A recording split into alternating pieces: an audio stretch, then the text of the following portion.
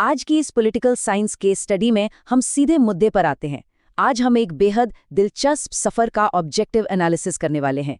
एक ऐसा सफर जहां अभिनेता जोसेफ विजय ने कमर्शियल सिनेमा के सिल्वर स्क्रीन से लेकर एक राज्य के नेतृत्व तक की छलांग लगाई है। और वो भी कैसे? उनकी पार्टी ने अपने पहले ही विधानसभा चुनाव में जो धमाकेदार जीत हासिल की है, उसने लिटरली सब कुछ चौंका कर रख दिया है। सिनेमाई स्टारडम से ग्रासरूट्स मोबिलाइजेशन और फिर सीधा मुख्यमंत्री की कुर्सी तक, पॉलिटिकल साइंस के नजरिए से देखें तो ये स्टडी करने के लिए एक शानदार विषय है। तो चलिए बिना किसी देरी के इस पूरी प्रक्रिया को डिकोड करते हैं।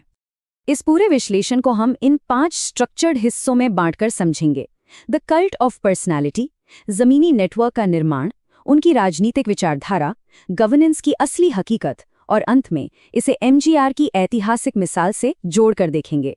तो शुरुआत करते हैं हमारे पहले भाग से, द कल्ट ऑफ पर्सनालिटी। अब यहाँ ध्यान देने वाली बात यह है कि विजय की जो ऑन स्क्रीन इमेज है ना, वो कोई इत्तेफाक नहीं थी। इसे बहुत ही स्ट्रैटेजिक तरीके से समय के साथ इवॉल्व किया गया। 80 के दशक में एक बाल कलाकार से शुरू करके 90s में एक रोमांटिक हीरो और फिर 2000 के दशक में एक एंग्री यूथ जो सिस्टम पर सवाल उठाता है। लेकिन जो असली गेम चेंजर था वो आया 2012 के बाद। उन्हें स्क्रीन पर भ्रष्टाचार के खिलाफ लड़ने वाले एक मसीहा के रूप में पेश किया जाने लगा।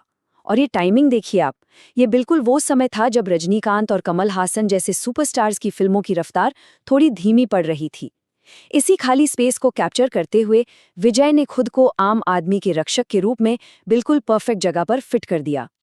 और इस इमेज का इम्पैक्ट इतना जबरदस्त था कि युवाओं और बच्चों के बीच उनकी पॉपुलैरिटी आसमान छूने लगी। तमिलनाडु में कोका कोला के ब्रांड एम्बेसडर के रूप में उनका जो काम था वो साफ दिखाता है कि एक पूरी जनसंख्या की, यानी एक बहुत बड़े यूथ डेमोग्राफिक पर उनका कितना गहरा प्रभाव था। और राजनीति में इसी को हम पॉलिटिकल कैपिटल कहते हैं। चलिए आगे बढ़ते हैं भाग 2 की तरफ, बिल्डिंग अ ग्रासरूट्स नेटवर्क। अब सवाल ये है कि ये स्टारडम वोट्स में कैसे बदला, क्योंकि राजनीतिक सफलता तो रातों रात नहीं मिलती।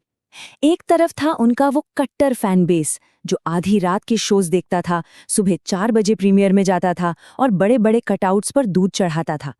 लेकिन विजय की रणनीति का मास्टर स्ट्रोक ये था कि उन्होंने इसी फैन कल्चर को धीरे धीरे एक बेहद अनुशासित और ऑर्गेनाइज्ड कैडर में बदल दिया।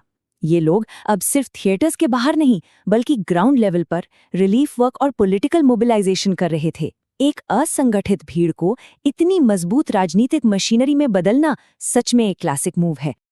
और अगर आप इस टाइमलाइन को देखें तो पार्टी लॉन्च होने के संकेत सालों पहले से मिलने शुरू हो गए थे।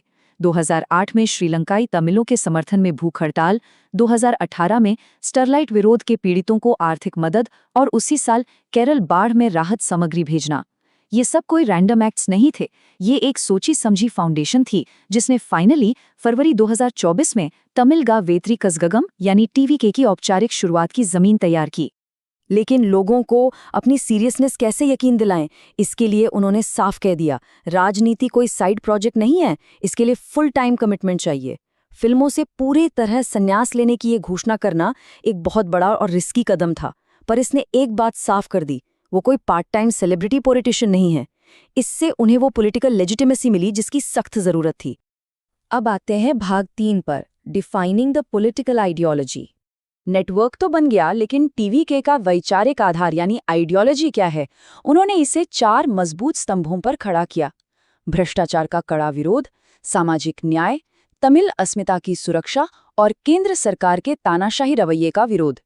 इन 4 पॉइंट्स के जरिए उन्होंने स्टेट प्राइड और क्लीन गवर्नेंस दोनों को एक साथ साध लिया। और पॉलिटिक्स में आप किसके खिलाफ खड़े हैं ये भी उतना ही मायने रखता है। यहाँ इनकी पोजीशनिंग बिल्कुल क्रिस्टल क्लियर है। बीजेपी को उन्होंने अपना वैचारिक प्रतिद्वंदी यानी आइडियोलॉजिकल राइवल माना और डीएमके को अपनी मुख्य राजनीतिक चुनौती। नेशनल और रीजनल दोनों ही दिग्गजों के खिलाफ ये स्टैंड लेकर उन्होंने राज्य की कॉम्प्लेक्स राजनीति में अपनी जगह बहुत ही सधे हुए तरीके से बनाई। चलिए अब बढ़ते हैं भाग 4 की तरफ, द रियलिटी ऑफ गवर्नेंस, क्योंकि थियोरी और असलियत में बहुत फर्क होता है। और ये असलियत बेहद दर्दनाक तरीके से सामने आई। सितंबर 2025 में करूर रैली के दौरान एक भयानक भगदड़ मच गई। उस भारी भीड़ और प्रेशर में 40 लोगों की दुखद मौत हो गई। हालात इतने बेकाबू हो गए थे कि विजय को अपना भाषण बीच में ही रोकना पड़ा। क्राउड कंट्रोल और प्रशासन की असलियत का ये एक बहुत ही कड़वा टेस्ट था। इस घटना ने क्राइसिस मैनेजमेंट के तौर पर पार्टी की कई कमियां उजागर कर दी। शुरुआती रिस्पॉन्स में देरी हुई, जिसकी भारी आलोचना की गई। हालांकि बाद में उन्होंने इस घटना को हार्ट ब्रेकिंग बताया और करीब 1 महीने बाद प्रभावित परिवारों से मिलकर आर्थिक मदद का वादा भी किया। लेकिन इस पूरे एपिसोड ने कई गंभीर एकेडमिक सवाल खड़े कर दिए। जैसा कि कई विश्लेषकों ने पॉइंट आउट किया, क्या टीवीके के पास एक मजबूत सेकेंड लाइन लीडरशिप है? क्या वो इतने बड़े लेवल के प्रशासन के लिए पूरी तरह तैयार है? और अब इस एनालिसिस का आखिरी हिस्सा, द एमजीआर हिस्टोरिकल प्रेसिडेंट। इन तमाम चुनौतियों के बावजूद वोटर्स ने उन्हें सत्ता तक पहुंचाया। इसे समझने के लिए हमें इतिहास को देखना होगा, खासकर एमजीआर के युग को। एमजीआर का सफर एक गोल्ड स्टैंडर्ड माना जाता है, जब एक सिनेमाई सितारे ने बिना किसी रुकावट के राज्य की सत्ता पर अपना वर्चस्व कायम किया था। लेकिन वो प्री डिजिटल एरा था। आज विजय का युग एक तरह से इसी बात का मॉडर्न टेस्ट है। क्या आज के इस हाईली पोलराइज्ड और डिजिटल दौर में भी वो पुराना सिनेमाई करिश्मा सीधे तौर पर चुनावी जीत में बदला जा सकता है? बिल्कुल, नतीजे तो यही कहते हैं। लेकिन ये हमें आज के सबसे बड़े और प्रोवोकेटिव सवाल पर लाकर छोड़ देता है।